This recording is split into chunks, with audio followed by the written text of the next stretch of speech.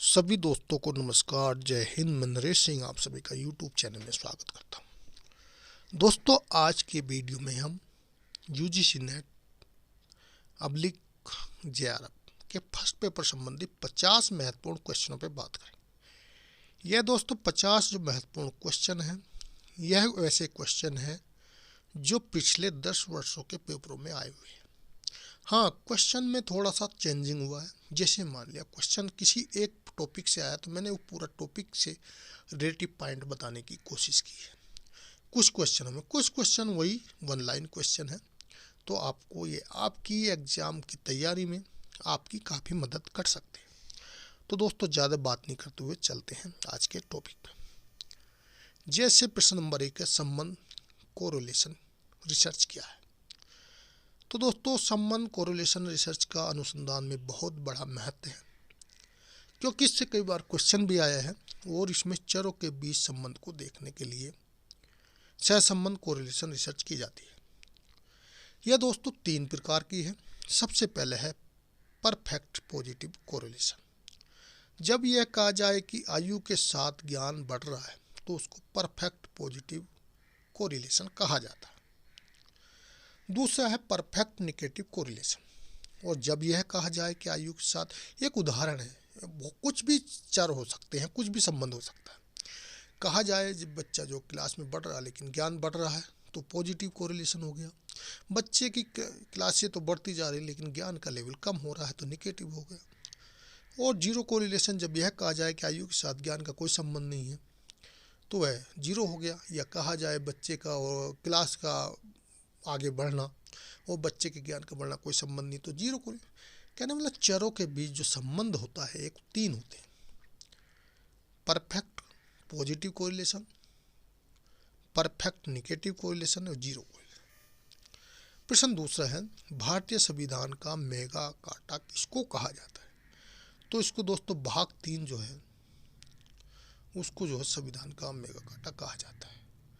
भाग 3 का मतलब दोस्तों आपके फंडामेंटल राइट्स।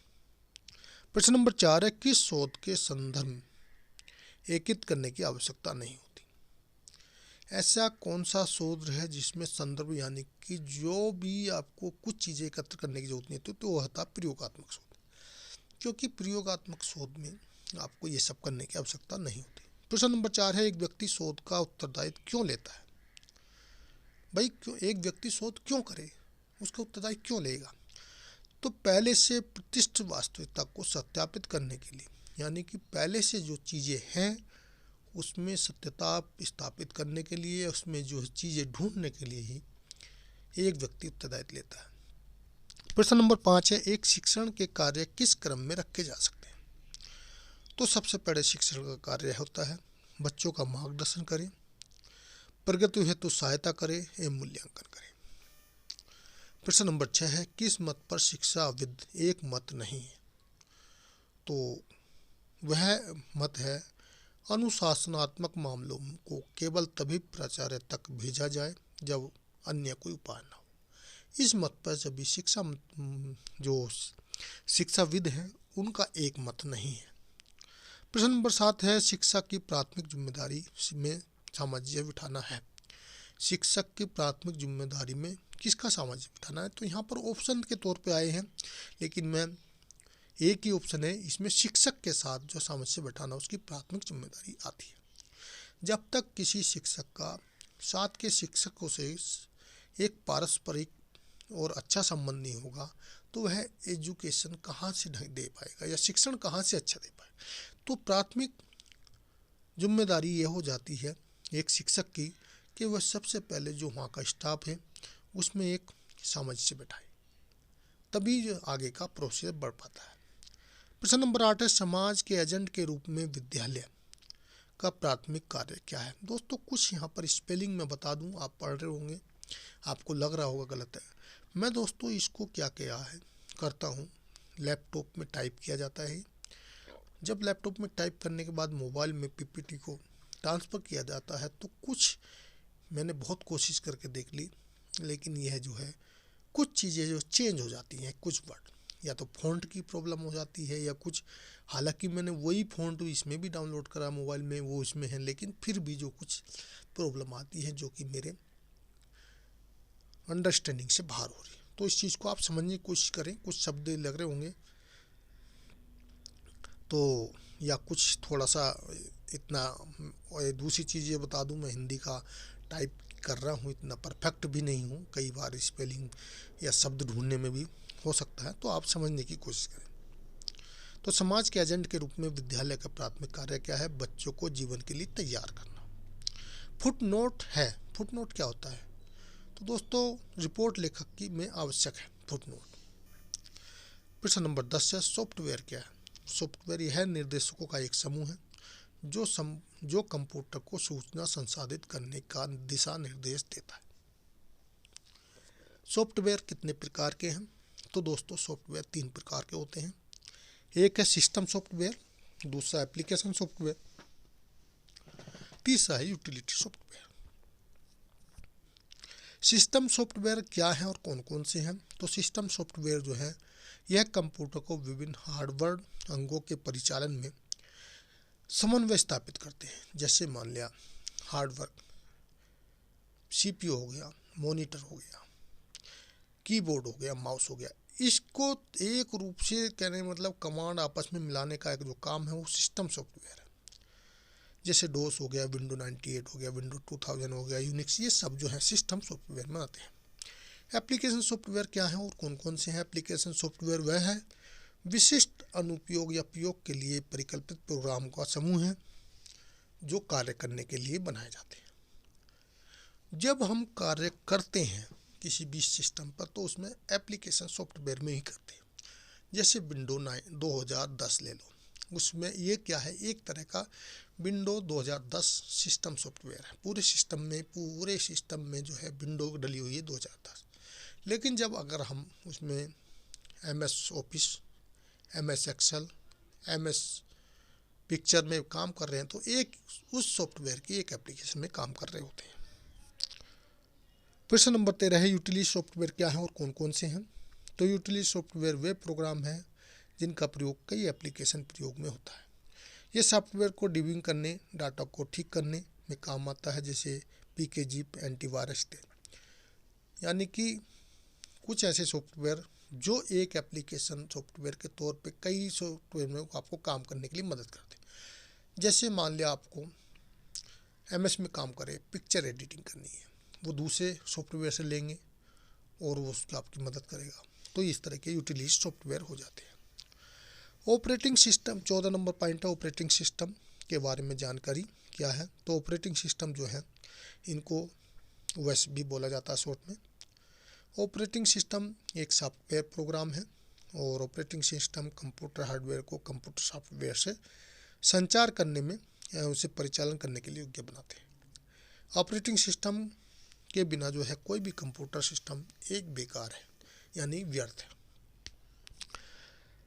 प्रश्न 15 है, ऑपरेटिंग सिस्टम कितने प्रकार के होते हैं? तो दोस्तों, यह अनेक प्रकार के हैं। Graphic user interface, multi user operating system, multi processing operating system, multitasking operating system, multi tending operating system.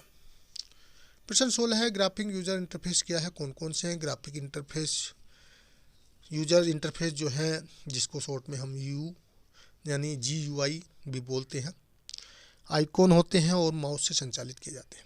जैसे मान लिया सिस्टम, और दूसरा X हो गया, विंडो 98 हो गया, विंडो CO, ये सब जो है ग्राफिक यूजर। यानी कि एक सिस्टम सॉफ्टवेयर कई मल्टीपर्पज भी हो सकते हैं, उसमें कई तरह की चीज़ें शामिल होती हैं। जैसे मल्टी यूजर सिस्टम है, वो कौन कौन से हैं? तो मल्टी यूजर सिस्टम की सहायता से किसी कंप्यूटर को एक से अधिक उपयोगकर्ता एक ही समय में विभिन्न समानांतर पर प्रयोग कर सकते हैं, तो उसको मल्टी यूजर ऑपरेटिंग सिस्टम कहते हैं। जैसे लाइनक्स हो गया, यूनिक्स हो गया, विंडो 2000 हो गया। मल्टी प्रोसीजर OS क्या है और कौन कौन से हैं? तो मल्टी प्रोसीजर जो है, मल्टी प्रोसीजर ऑपरेटिंग सिस्टम एक से अधिक कंप्यूटर प्रोसेस को सपोर्ट करने में सहायक होते हैं या समक्ष होते हैं। इनके उदाहरण जैसे लाइनक्स हो गया। प्रश्न नंबर 19 है, राष्ट्रीय बालिका दिवस कब मनाया जाता है? 24 जनवरी को। 20 नंबर क्वेश्चन, अंतर्राष्ट्रीय बालिका दिवस कब मनाया जाता है? तो 11 अक्टूबर को। विश्व जल दिवस बहुत ही महत्वपूर्ण है, 22 मार्च को। अंतर्राष्ट्रीय वन दिवस कब मनाया जाता है? 21 मार्च को। अंतर्राष्ट्रीय पर्यावरण दिवस कब मनाया जाता है? 5 जून, बहुत ही महत्वपूर्ण 5 जून। एड्स दिवस कब मनाया जाता है? 1 दिसंबर को। और प्रवासी दिवस कब मनाया जाता है? 9 जनवरी को। विश्व अर्थ दिवस कब मनाया जाता है? 22 अप्रैल को। 27 नंबर प्रश्न है, विश्व ओजोन दिवस कब मनाया जाता है? 16 सितंबर को। और 28 नंबर है, विश्व प्राकृतिक अवकाश दिवस कब मनाया जाता है? विश्व प्राकृतिक आवास दिवस तो 3 अक्टूबर को। विश्व खाद्य दिवस कब मनाया जाता है? 16 अक्टूबर को मनाया जाता है। और दोस्तों यहाँ पर थोड़ा सा कुछ और भी बीच में आ गया है, इसको छोड़ देते हैं। 30 है, मल्टीटास्किंग ओएस कौन कौन से हैं? तो मल्टीटास्किंग ऑपरेटिंग सिस्टम की मदद से एक ही समय में कई सॉफ्टवेयर चलाए जा सकते हैं, तो उनको मल्टीटास्किंग ओएस कहते हैं, जैसे window 2000। Multi trading operating system क्या है, कौन कौन से? मल्टी ट्रेडिंग ओएस जो है ऑपरेटिंग सिस्टम की मदद से किसी भी सॉफ्टवेयर प्रोग्राम के विभिन्न भागों को साथ साथ चलाया जा सकता है, तो उसको हम मल्टी ट्रेडिंग ओएस यानी ऑपरेटिंग सिस्टम बोलते हैं। लाइनेक्स, यूनिक्स, ये सब इसके विंडो 2000 उदाहरण हैं। प्रोजेक्ट विधि के जन्मदाता कौन है? तो दोस्तों प्रोजेक्ट विधि के जन्मदाता जो है पैट्रिक है। और प्रश्न नंबर 33 है, मोंटेसरी विधि के जन्मदाता कौन है? तो मारिया मोंटेसरी है। और प्रश्न नंबर 34 है, बेसिक शिक्षा विधि के जन्मदाता कौन है? तो महात्मा गांधी बेसिक शिक्षा के जन्मदाता है। प्रश्न नंबर 35 है, ह्यूरिस्टिक विधि के जन्मदाता कौन है? आर्मस्ट्रांग है। और प्रश्न नंबर 36 है, किंडरगार्टन शिक्षा विधि के जन्मदाता कौन है? फॉरवेल है। प्रश्न नंबर 37 है, डाल्टन शिक्षा विधि के जन्मदाता कौन है? तो मिस हेलन है।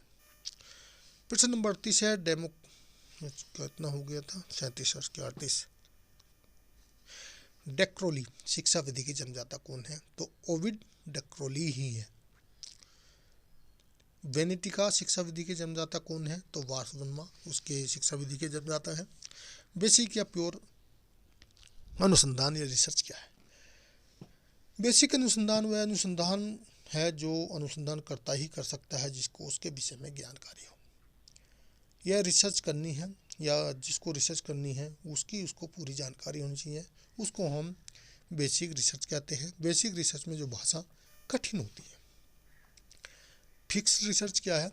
फिक्स रिसर्च मात्रा और क्षेत्र निर्धारित कर दिया जाता है, उस मात्रा क्षेत्र में अनुसंधान करते हैं तथा इसको हम मात्रात्मक या क्वालिटेटिव रिसर्च भी कहते हैं।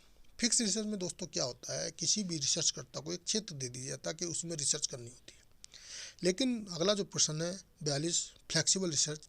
फ्लेक्सिबल रिसर्च में क्या होता है, रिसर्च करता जो अगर उसको कोई रिजल्ट हासिल करना है, जैसे मान लिया मैं आईसीटी के बारे में बताया कि आपको एक सिटी में इसके जो है इफेक्ट, प्रभाव, उसके आने वाले उद्देश्य, आने वाले समय में उपयोगिता के बारे में पता करना है, वो एक क्षेत्र में जाता है और उस स्कूल में सभी में करता है। लेकिन वहाँ क्या है, आईसीटी का इतना प्रभाव नहीं है, या छात्र भी नहीं पढ़ना चाहते, या जो पढ़ाने वाले टीचर्स हैं उनको खुद आईसीटी का महत्व नहीं पता या उनको खुद जानकारी नहीं, तो उस क्षेत्र में उसको वो रिजल्ट नहीं मिलता, तो फिर वो दूसरे क्षेत्र में जाएगा, तो उसको हम फ्लेक्सिबल रिसर्च कहते हैं। क्वालिटेटिव रिसर्च है वो क्या है, ये गुणात्मक रिसर्च है, इसमें जो इंडक्टिव में हम जाते हैं। यह मात्रात्मक रिसर्च है वो उसमें डिडक्टिव में जाते हैं। या क्या हो गया क्वालिटेटिव। तो दोस्तों इसका जो है पहला वाला जाएगा, ये जो है क्वांटिटिव का है, एक क्वालिटिव का है। तो क्वालिटेटिव जो है क्या होती है, मात्रात्मक इंडक्टिव में जाते हैं। क्वांटिटिव जो होती है वह उसमें मात्रात्मक में आता है और डिडक्टिव में जाते हैं। खोजपूर्ण एक्सपेरिमेंटल रिसर्च क्या है, तो खोजपूर्ण रिसर्च जो है दो प्रकार की है। एक एक्सप्लोरिमेंट्री रिसर्च, ये रिसर्च ज़्यादातर वैज्ञानिक कार्यों में की जाती है और इसमें को जो है एक्सप्लोरेट या खोजपूर्ण कहते हैं। दूसरा है एक्सप्लेनेटरी, इसको कैजुअल रिसर्च भी कहा जाता है, इसमें कारण एवं स्पष्टीकरण के संबंध में रिसर्च की जाती है। 45वां प्रश्न है वर्णनात्मक डिस्क्रिप्शन रिसर्च क्या है। वर्णनात्मक रिसर्च में क्या और क्यों के संबंध के बीच का रिसर्च का वर्णन किया जाता है। यह प्राकृतिक अवलोकन जो है, इसके 4 प्रकार हैं। एक है प्राकृतिक अवलोकन यानी जिसको नेचुरल ऑब्जर्वेशन कहते हैं। दूसरा है प्रयोगात्मक, जिसको हम प्रयोग भी शाला में करते हैं। तीसरा है प्रकरण विधि, जिसको केस स्टडी बोलते हैं। चौथा है सर्वे, जो हम ग्राउंड में जाकर करते हैं। प्रश्न नंबर 46 है ऐतिहासिक रिसर्च क्या है। तो ऐतिहासिक रिसर्च के बारे में आप जानते हैं, जो भूतकाल के बारे में जानकारी हासिल करे और भविष्य तथा वर्तमान से जोड़ के देखा जाता है। एक्स पोस्ट फैक्टो रिसर्च क्या है। तो इसमें जो है घटना होने के बाद जो है रिसर्च की जाती है। प्रश्न नंबर 48, तो ये क्वेश्चन डबल हो गया, ये फर्स्ट में ही हो गया था। 49 है भारत ई वेस्ट पैदा करने में कौन सा स्थान है। तो अभी भारत का तीसरा स्थान है। प्रश्न नंबर 50, धन विधेयक पास किया जाता है केवल लोकसभा। दोस्तों आज के वीडियो में 50 क्वेश्चन है। 50 आपके एग्जाम के हिसाब से बहुत महत्वपूर्ण है। इस तरह के क्वेश्चनों के मैं कम से कम 50 के तो नहीं, लेकिन 20-20 के लगभग 100 सेट आपको दे दूंगा। पूरे 10 सालों के क्वेश्चन मैंने इंदराज किए हैं, इनको मैं यूट्यूब के माध्यम से आपको इस पर मिल दूँगी। साथ ही आपको ये वेबसाइट पे भी मिल जाएंगे मेरे, वहाँ पर भी आप पढ़ सकते हो। वेबसाइट का नाम है मेरा LDCNetexam.com। दोस्तों वीडियो देखने के लिए थैंक यू, धन्यवाद।